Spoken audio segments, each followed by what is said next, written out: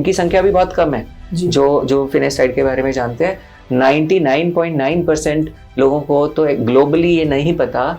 उन्होंने एक बात एक्सेप्ट कर ली है कि भाई हाँ, फिनेस्टाइड या ऐसी दवा तो खानी ही पड़ेगी ट्रांसप्लांट के बाद, क्योंकि ये मेंटेन करती है।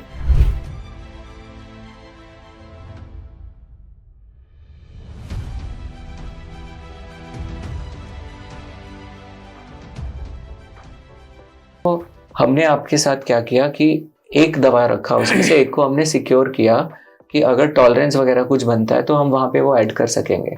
तो एक साथ, और मैं ऐसे मरीज देखता हूं जो जर्नी के बिगिनिंग में ही 10% मिनॉक्सिडिल, 1 mg डेली फिनेस्टाइड और साथ में ओरल मिनॉक्सिडिल भी लगा रहे होते हैं, और टॉपिकल में भी फिनेस्टाइड मिनॉक्सिडिल का कॉम्बिनेशन यूज कर रहे होते हैं। और तो और कई जगह हम ये भी देखते हैं कि दवाई सीधा ड्यूटास्ट्राइड पे ही शुरू कर दिया जाता है। एक पेशेंट थे मेरे पास, उन्होंने अपना ट्रांसप्लांट कराया और जिस क्लिनिक पे पहले हमें दिखाया था, हमने उनको बताया कि देखो ये समस्याएं दवाई के साथ हो सकती है।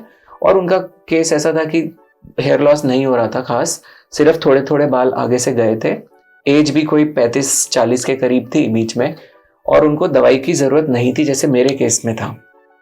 तो हमने उनको बोला कि भाई आप अपना ट्रांसप्लांट करा लो, सिंपल, आगे आगे लाइन बनाते हैं, मर्जिंग कर देंगे जैसे मैंने की हुई है, और दवाई हम आपको फिनेस्टाइड नहीं देंगे। तो उनको लगा, बात तो उनको समझ में आ गई थी, वो मेरे वीडियोस उन्होंने बहुत देख रखे थे।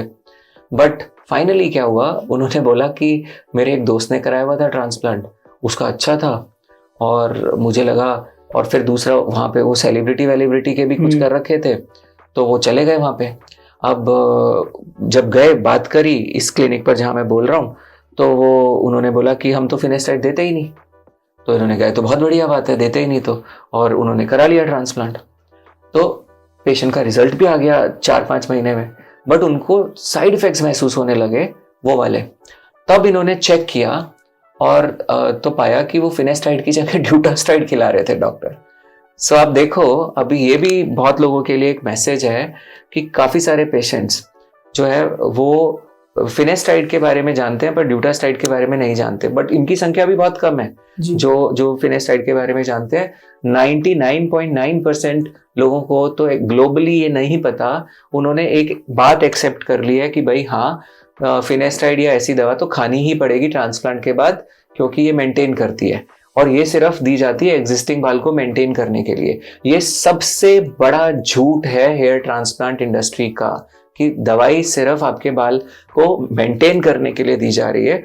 दवाई बहुत सारे बाल उगाती भी है जिसकी की कोई एक्नॉलेज ही नहीं करता। तो कभी कभी तो ऐसे ट्रांसप्लांट्स होते हैं जिनके अंदर 90%, जैसे अभी हम बात ही कर रहे थे, 90% रिजल्ट जो है वो दवा की वजह से, और 10% सिर्फ सर्जरी की वजह से।